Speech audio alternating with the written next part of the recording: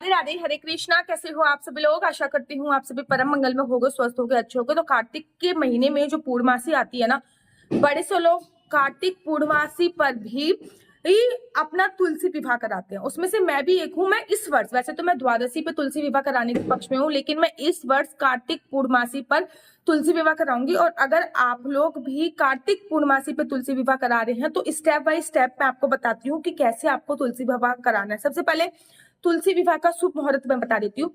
कार्तिक पूर्णमासी पे जो लोग तुलसी विवाह करा रहे हैं उनका शुभ मुहूर्त है 5:30 बजे से लेकर, मतलब 5:07 से लेकर अराउंड 7:30 बजे तक आप पूर्णमासी पे तुलसी विवाह करा सकते हैं।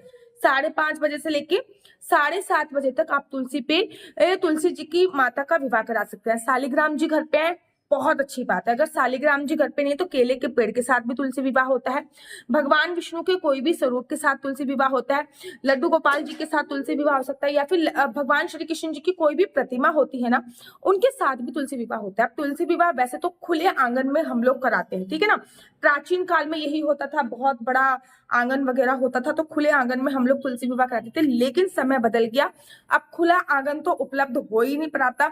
तो आप यहाँ पे भी अपने घर की बालकनी पे तुलसी विवाह करा सकते हैं, या फिर अपने बेडरूम में को छोड़ के ड्राइंग रूम में तुलसी विवाह करा सकते हैं। लेकिन गन्ने का मंडप मस्ट इंपॉर्टेंट है।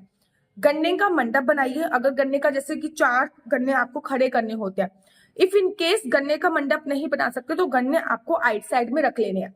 अब यहाँ पे भी तुलसी माता का आप लोगों को विवाह कराना है। जिस भी एरिया में विवाह कराना है उसको अच्छे से पहले जमाने में लीपा जाता था गोबर से, ठीक है ना। अब वो लीपने की पद्धति तो चली गई, तो आप गेरू से, जो कि एक प्रकार की लाल मिट्टी होती है, गेरू से वो जगह आप लीप लीजिए, या फिर गेरू से कोई भी सुंदर चित्रकारिता, या फिर गेरू से कोई भी सुंदर से डिजाइन बना लीजिए, या फिर आप आटे से चौक पोड़ लीजिए। सबसे सिंपल तरीका, क्योंकि वो आटा जो है वो आप समेट कर चींटियों को भी डाल सकते हैं, ठीक है ना। उससे आपको और भी ज्यादा अक्षय फल की प्राप्ति होगी। 3 ऑप्शन बता दिया।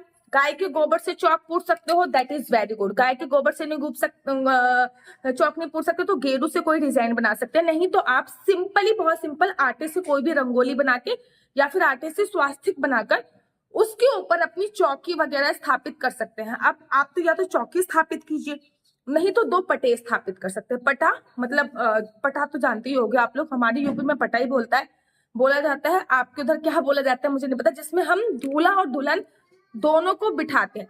तो हमारी दुल्हन है श्रीमती तुलसी देवी, वृंदा देवी भी जिनको बोला जाता है। दूल्हे हैं हमारे कन्हैया जी। आज तो तुलसी विवाह का आयोजन हो रहा है, तो आपको क्या करना है, एक पटे पे, मतलब एक तरफ चौकी पे लाल कपड़ा बिछाना है, दूसरी तरफ येलो रंग का कपड़ा बिछाना है। यहाँ पे भी आपने पीले रंग का कपड़ा बिछाया है, वहां पे आपको शालिग्राम जी या फिर भगवान विष्णु के किसी भी स्वरूप को स्थापित करना है। यहाँ पे आपने लाल कपड़ा बिछाया है, वहां पे आपकी श्रीमती, मतलब वो श्रीमती हो जाएंगी, वहां पे आपको तुलसी माता को विराजमान करना है। अब सबसे पहले क्या करना है, तुलसी विवाह का बड़ा आयोजन है तो कलश स्थापना इज मस्ट इंपोर्टेंट। तो आपको सबसे पहले कलश स्थापना करनी, क्योंकि तुलसी देवी का जब विवाह होता है तो सभी देवी देवता आकर विराजमान होते हैं। जब सभी देवी देवता आकर विराजमान होते हैं तो सभी देवताओं को जो आसन दिया जाता है वो कलश में ही दिया जाता है।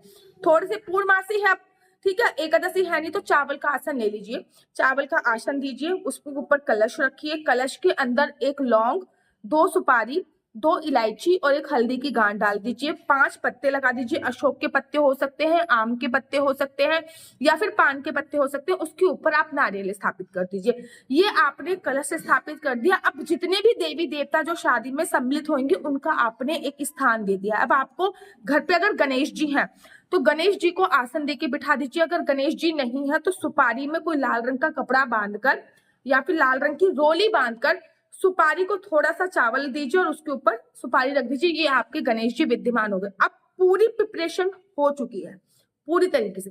अब विवाह का प्रारंभ करते हैं। तो सबसे पहले जब भी हम तुलसी मैया का विवाह कराते हैं ना, सबसे पहले तुलसी मैया को जल सींचते हैं। अगर पूर्णमासी पे कराते हैं, अगर एकादशी पे करा रहे हैं तो जल नहीं सींचेंगे, लेकिन अगर हम द्वादशी पे या फिर पूर्णमासी पे कराते हैं तो सबसे पहले जल सींचेंगे। तुलसी मैया पे जल चढ़ाइए। जल चढ़ाने के बाद जितने भी देवी देवता आपने हैं, जैसे कि भगवान जी हैं और आपके कलश है, ठीक है ना, ये सभी देवी देवता हैं, इन सबको आपने जल समर्पित कर देना है। एक फूल ले लेना है, ऐसा लोटा ले लेना है, लोटे में जल भर लेना है और आपने शालिग्राम जी को जल समर्पित कर दिया। स्नानम समर्पयामि, तुलसी मैया को स्नानम समर्पयामि। गणेश जी को सबसे पहले गणेश जी को ही करना है स्नानम समर्पयामि। फिर आपने जो वो लोटा रखा है जिसपे सभी देवी देवता आके विराजमान है, स्नानम समर्पयामि। अब सबको आपने स्नान करा दिया। स्नान कराते के साथ ही एक अखंड ज्योत आप जलाएंगे जो कि आपकी पूरी रात जलती रहनी चाहिए। That is must important. अखंड ज्योत जलाना बहुत जरूरी है क्योंकि वो पूरी रात जलती रहेगी, ठीक है ना। एक अखंड ज्योत जलाइए। अखंड ज्योत के नीचे भी थोड़े से चावल रख दीजिए, काले तिल रख सकते हैं, पुष्प रख सकते हैं, उसके ऊपर अखंड ज्योत, क्योंकि अखंड ज्योत या फिर किसी भी ज्योत को आपको आसन देना बहुत जरूरी होता है। अखंड ज्योत आप तिल के तेल की भी जला सकते हैं, अखंड ज्योत आप घी की भी जला सकते हैं। पूरी तरीके से आप पे निर्भर होता है कि आप अखंड ज्योत किस चीज की जला रहे हैं। आपने अखंड ज्योत जला दी। अब आपने सबको स्नान करा दिया। अब बारी आती है तिलक करने की। अब आपने रोली से सबको तिलक किया। सबसे पहले गणेश जी को तिलक किया। गणेश जी को तिलक करने के बाद आपने सभी देवी देवताओं को कलश में तिलक कर दिया। विष्णु भगवान को तिलक कर दिया, माता तुलसी जी को तिलक कर दिया, और जो कलश आपने दीप रखा हुआ है, जो दीपक जलाया है, उस पे भी तिलक करना है क्योंकि उनकी भी पूजा अर्चना वंदना की जाती है। सबको तिलक करने के बाद अब आप थोड़े से पुष्प समर्पित कर दिए। सबसे पहले गणेश जी को थोड़े से पुष्प समर्पित कर दिए। उसके बाद आपने सालिग्राम जी को तो पुष्प समर्पित कर दिया, तुलसा मैया को पुष्प समर्पित कर दिया, और जो वो कलश आपने रखा हुआ है उसमें पुष्प समर्पित करके जो दीपक आपने जलाया है उस दीपक में भी आपको पुष्प समर्पित करने हैं। पुष्प समर्पित हो गया। अब बारी आती है वस्त्र समर्पित करने की। तो आप तुलसी मैया को और सालिग्राम जी को छोड़ के सबको वस्त्र समर्पित करोगे क्योंकि तुलसी मैया सालिग्राम जी का विवाह है। सबसे अंत में उनको वस्त्र समर्पित होगा। थोड़ा सा कलावा लेना है, कलावे को तोड़ना है और भगवान गणेश जी को वस्त्र समर्पित करने हैं। अगर भगवान गणेश जी को वस्त्र समर्पित नहीं कर पा रहे हो आप तो गणेश जी को आप कलावा तोड़ के कलावा समर्पित कर दीजिए, नहीं तो कोई वस्त्र भी समर्पित कर सकते हैं। अगर जनेऊ आपने भगवान जी के लिए लिया है, गणेश जी के लिए, तो आप जनेऊ भी समर्पित कर सकते हैं। और कलावा तोड़िए और जो आपने कलश में सभी देवी देवताओं का आह्वान किया है उनको भी वस्त्र समर्पित कर दीजिए। ये हो गया आपका वस्त्र। बट दीप जो आपने जलाया है उसमें वस्त्र समर्पित नहीं होता है, इस बात का आपको ध्यान रखना होता है। अब नेक्स्ट क्या करना है? नेक्स्ट आपको जो आपने गणेश जी रखे हुए हैं उनको आपको भोग समर्पित करना है। तो भैया विवाह है, लड्डू होने अनिवार्य है, या फिर पीले रंग की कोई भी मिठाई हो सकती है। सोन पापड़ी ले लो, पीले रंग की बेसन की बर्फी ले लो, पीले रंग की लड्डू ले लो। और मेरा मानना है कि विवाह है तो लड्डू कीजिए, और पूर्णमासी पे अगर विवाह करा रहे हो तो खीर जरूर बनाइए। तो आपने गणेश भगवान जी से स्पर्श करते हुए उनको भोग समर्पित कर दिया। ये गणेश जी की पूजा अर्चना वंदना संपूर्ण हो चुकी है। सभी देवी देवता आ चुके हैं, सभी देवी देवताओं का पूजन हो गया, गणेश भगवान जी का पूजन हो गया। गणेश भगवान जी को एक केले का भोग भी समर्पित साथ में कर देना है। अब विवाह की तैयारियां प्रारंभ। तो विवाह की तैयारी करनी है, तो विवाह की तैयारी के लिए आप लोगों को क्या करना है? सबसे पहला काम करना है, आपको हल्दी लगानी है। एक बर्तन ले लेना है, उस पर हल्दी घोल ले लेनी है।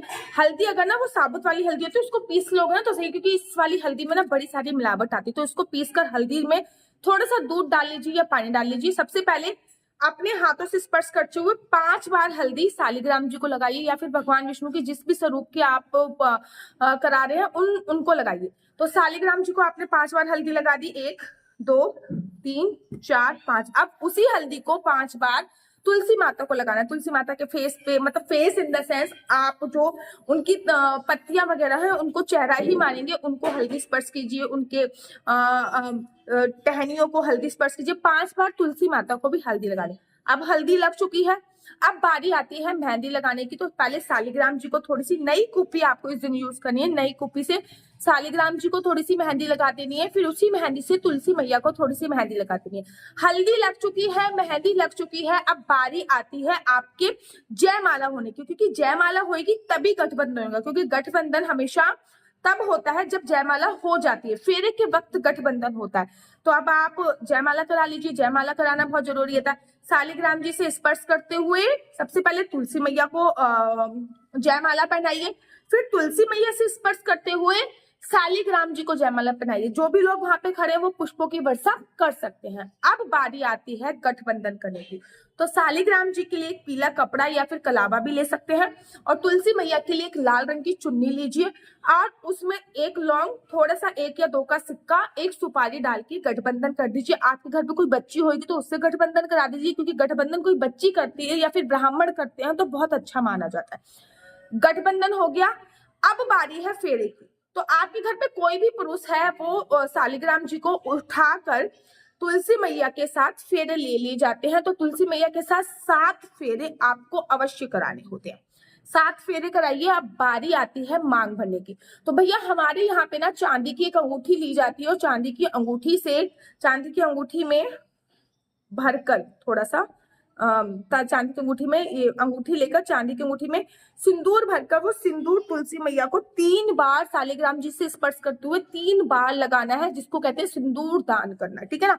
तो वो आपने सिंदूर समर्पित कर दिया। अब उनकी पूरी तरीके से भी शादी जो है वो संपन्न हो गई है। अब तुलसी मैया को आप थोड़ा सा एक लाल रंग की जो चुन्नी है वो अच्छे से उड़ा दीजिए। कहते हैं ना चुन्नी उड़ाई है हमने, अब बहू हुई हमारी, तो चुन्नी उड़ा दीजिए ताकि तुलसी मैया आपकी हो जाए। और अब बारी आती है थोड़ा सा आपको उनको वस्त्र समर्पित करेंगे। तो शालिग्राम जी के लिए कोई भी पैंट शर्ट का कपड़ा या फिर गमछा जिसको कहते हैं वो, या फिर धोती कुर्ता पजामा कोई भी आप ले लीजिए। और तुलसी मैया के लिए एक साड़ी ले लीजिए। तो तुलसी मैया से स्पर्श करते हुए, शालिग्राम जी से स्पर्श करते हुए उनको समर्पित कर दीजिए। अब थोड़ी सी सुहाग सामग्री आपको समर्पित करनी है। सुहाग सामग्री में देखो आप ना बिंदी, मेहंदी, अलता, सिंदूर, काजल ये जरूर समर्पित कीजिए। तो ये चीज आपको समर्पित तुलसी मैया से स्पर्श करते हुए ये भी साइड में रख दीजिए। अब आपको 2 बिछुए लेने हैं। चाहे तो आप तांबे के बिछुए ले सकते हैं। हमारे यहाँ पे पीतल के बिछुए स्टार्टिंग में जो होते हैं ना वो पीतल के बिछुए बनाए जाते हैं, उसके बाद फिर चांदी के बिछुए बनाए जाते हैं। ठीक है ना।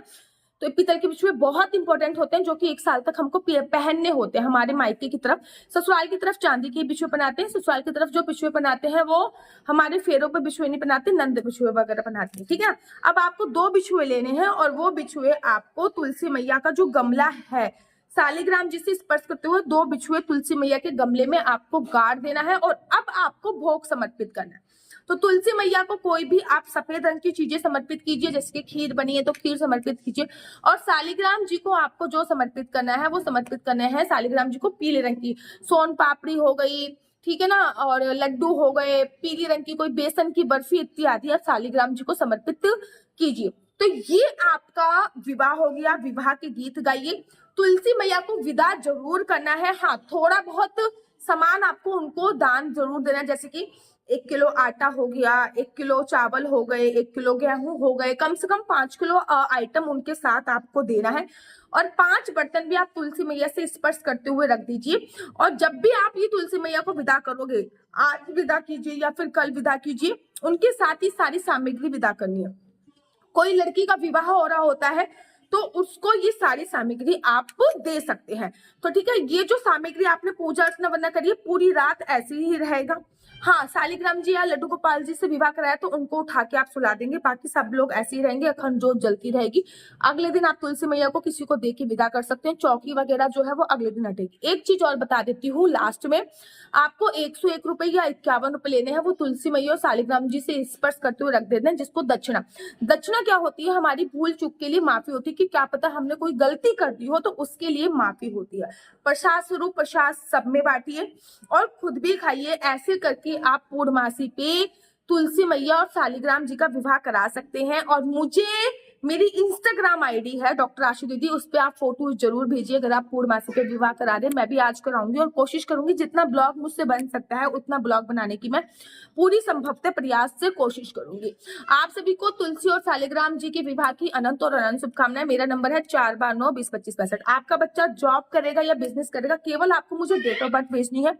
डेट ऑफ बर्थ के माध्यम से जा सकते हैं कि आपका बच्चा किस फील्ड में जाएगा, आपके हस्बैंड के साथ आपके रिलेशन अच्छे नहीं चल रहे तो क्यों नहीं चल रहे हैं, विवाह का योग कब बन रहा है, शादी का योग कब बन रहा है, संतान प्राप्ति का योग कब बन रहा है, कुंडली दिखाने के ना थोड़े से चार्जेस है। कुंडली दिखाना बिल्कुल भी फ्री नहीं, केवल आपको मुझे डेट ऑफ बर्थ और टाइम भेजना होगा। अगर टाइम नहीं पता तो आप जगह भी भेज सकते हो और डेट ऑफ बर्थ के माध्यम से आप पूरी डिटेल में जानकारी पा सकते हैं। क्योंकि 7 से 8 पन्ने की मैं कुंडली बनाती हूँ और प्रॉपर एक्सप्लेन करती हूँ विद उपाय और विद सोल्यूशंस की आपको क्या करना है क्या नहीं करना है। आशा करती हूँ आपको मेरी वीडियो अच्छी लगती होगी। अगर आपको मेरी वीडियो अच्छी लगती है तो आप अपना यूट्यूब चैनल हरि बोल को लाइक शेयर सब्सक्राइब करना बिल्कुल भी मत भूलिए। तब तक के लिए मुझे दीजिए इजाजत। राधे राधे, हरे कृष्णा, हरि बोल।